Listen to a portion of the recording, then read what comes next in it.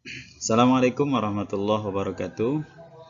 Kita lanjut ya ke pembelajaran 3 di tema 2, subtema 1 masih tentang cara tubuh mengolah udara bersih. Baik, ini adalah pemetaan kompetensi dasarnya, ada PPKN, Bahasa Indonesia dan juga Ilmu Pengetahuan Sosial atau IPS. Kita lanjutkan, ada kegiatan pembelajaran. Ini banyak sekali di pembelajaran ketiga ini.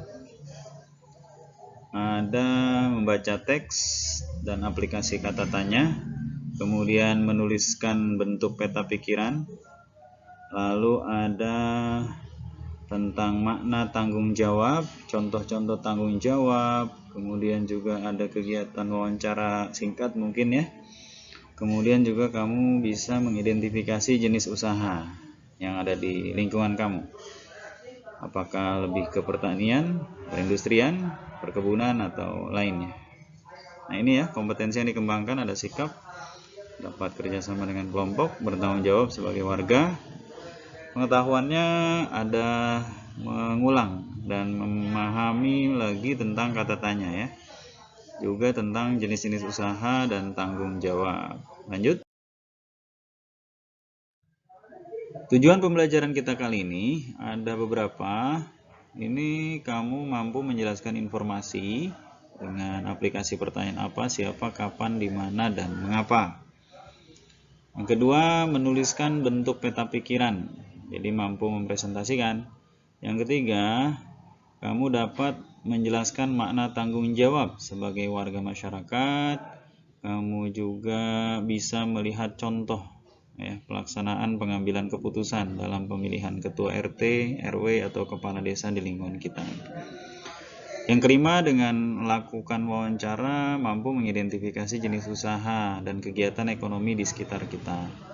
6. Dari wawancara tersebut, kamu bisa membuat satu produk unggulan dari daerah sekitar kita. Ya. Dan yang ketujuh, dengan kita menyimak, maka kamu diharapkan mampu mengidentifikasi jenis usaha. Kita lanjut. Nah ini, di pembelajaran 3, bahwa semua makhluk hidup memerlukan oksigen. Jadi oksigen tersedia melimpah jika lingkungan kita bersih dan banyak tumbuhan hijau. Menciptakan lingkungan bersih dan banyak tumbuhan hijau menjadi tanggung jawab. Hari menanam pohon. Nah ini ada teks, kamu bisa baca. Boleh di link ini, di YouTube ini, boleh juga di buku tema kalian. Nah, ini adalah penerapan kata tanya. Ya, lengkapi peta pikiran dari kata tanya yang sudah kita pelajari ya.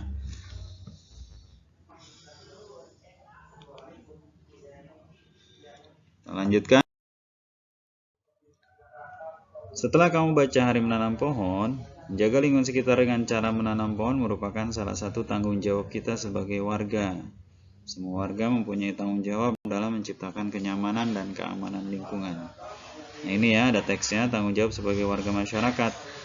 Tanggung jawab merupakan sikap terpuji yang hendaknya dimiliki setiap individu. Dia mencerminkan nilai karakter setiap individu. Jadi karakter seorang tercermin dalam sikap tanggung jawabnya, baik terhadap diri, orang lain, masyarakat. Termasuk ketika kamu mendapatkan tugas dari sekolah. Kamu mampu atau dilakukan tidak tanggung jawab kamu untuk mengerjakan PR dan menuntaskannya. Itu ya, contoh tanggung jawab yang simpel buat kalian pahami. Nah, ini peran kita di masyarakat, tanggung jawab kamu sebagai masyarakat apa? Ya. Tuh. Bisa dibaca ya. Kemudian pengertian. Tanggung jawab merupakan salah satu nilai karakter bangsa yang diharapkan tertanam pada setiap individu, terutama peserta didik. Tanggung jawab adalah sikap dan perilaku seseorang untuk melaksanakan tugas dan kewajibannya yang seharusnya dia lakukan. Tuh, ingat ya, yang seharusnya kamu lakukan berarti. Baik terhadap diri sendiri, keluarga, masyarakat, lingkungan, baik alam, sosial, dan budaya, apalagi terhadap Tuhan Yang Maha Esa. Ya, kamu juga bisa cek di Kamus Umum Bahasa Indonesia bahwa tanggung jawab adalah keadaan wajib menanggung segala sesuatunya. Ya, jadi ketika diberi tugas ya kerjakan. Itu adalah tanggung jawab kamu sebagai individu dan juga kepada sekolah tentunya. Tanggung jawab terhadap diri sendiri.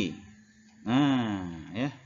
Contoh nih, kamu dapat pekerjaan rumah, justru menghabiskan waktu kamu untuk nonton TV atau main game, akhirnya tidak mengerjakan PR.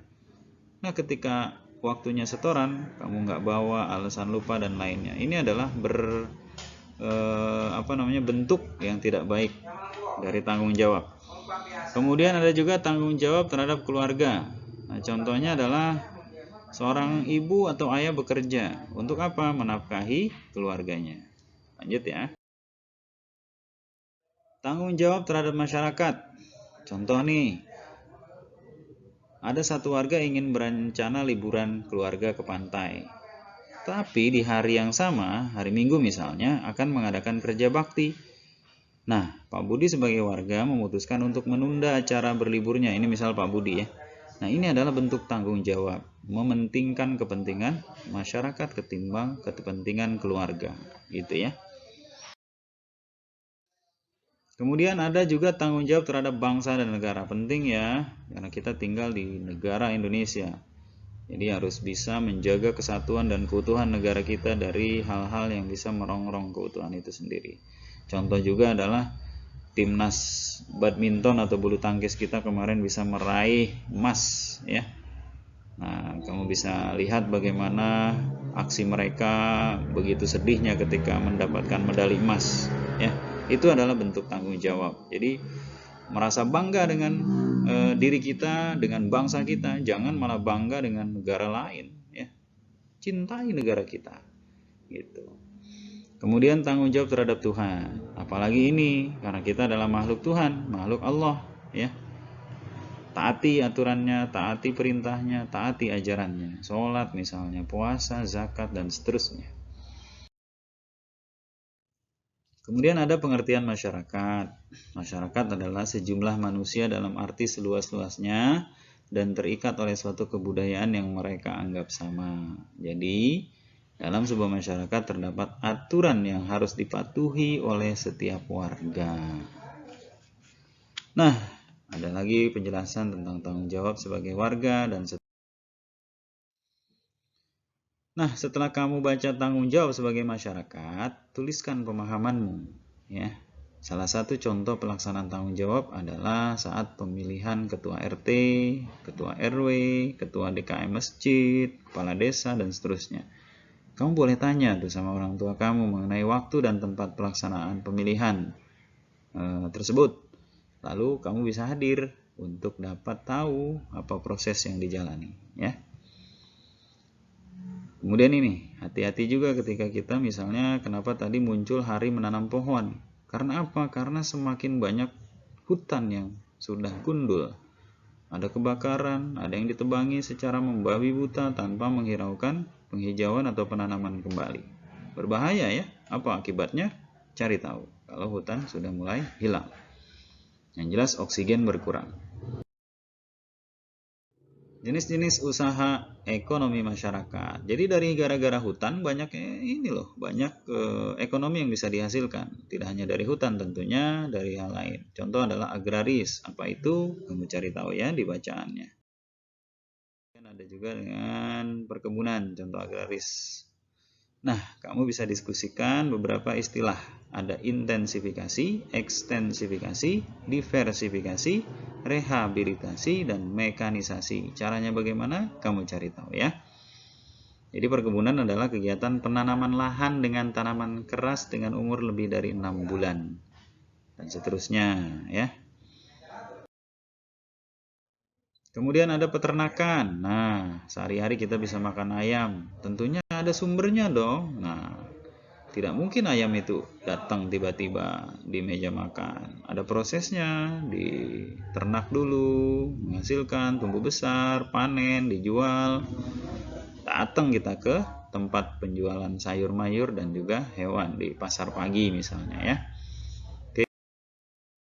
Ada juga perikanan. Kita bisa makan ikan setiap hari karena ada sumbernya, ada perikanan.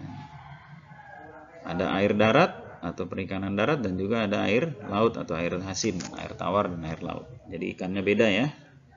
Pasti kamu pernah makan ikan teri, kemudian cumi-cumi, udang. Nah, itu perbedaannya di mana? Oke. Ada juga pertambangan. Nah, ini ya. Negara kita penuh dengan hasil tambang, ya. Ada sumber energi tambang, misalnya minyak bumi, batu bara, dan gas alam. Yang non logam sama logam beda loh. Yang logam misalnya emas, perak, tembaga, timah, bauksit, dan nikel. Yang non logam misalnya belerang, gipsum, marmer, dan batu gamping. Nah, kalau yang tadi yang kamu sebut bumi, minyak bumi, batu bara, dan gas alam adalah sumber energi. Ya, mungkin salah satu dari saudara, sahabat kita, atau kamu, orang tuanya ada yang bekerja di salah satu PT yang terkait dengan pertambangan. Ada Pertamina, Aneka Tambang, Freeport, Chevron, dan seterusnya. Ya. Kehutanan, nah ini penting ya. Jadi hutan itu penting sebagai paru-paru, penghasil oksigen, dan juga sebagai mencegah terjadinya banjir atau bencana alam. Juga tempat habitat para hewan tentunya. Berikutnya ada perdagangan. Nah ini ya, hasil-hasil produksi ini tentunya harus dijual belikan dong ya. Ada perindustrian. Nah ini beberapa banyak tetangga kita, keluarga kita mungkin yang bekerja di salah satu industri. Apalagi sekitar kita adalah dekat dengan kawasan industri. Ada MM 2100, ada kawasan Jababeka, ada Lipo, Hyundai, Deltamas, dan seterusnya. Baik, tantangan dan refleksi. Tantangannya apa yang kamu ketahui tentang pengertian tanggung jawab sebagai warga? Lalu jenis usaha apa saja yang ada di lingkungan sekitarmu? Jawab ya. Dan adakah jenis usaha yang dilakukan orang tuamu? Kalau ada, jenis usaha apa itu? Tuliskan. Selesai ya. Terima kasih sudah menyimak dan mudah-mudahan bermanfaat. Tetap semangat. Wassalamualaikum warahmatullahi wabarakatuh.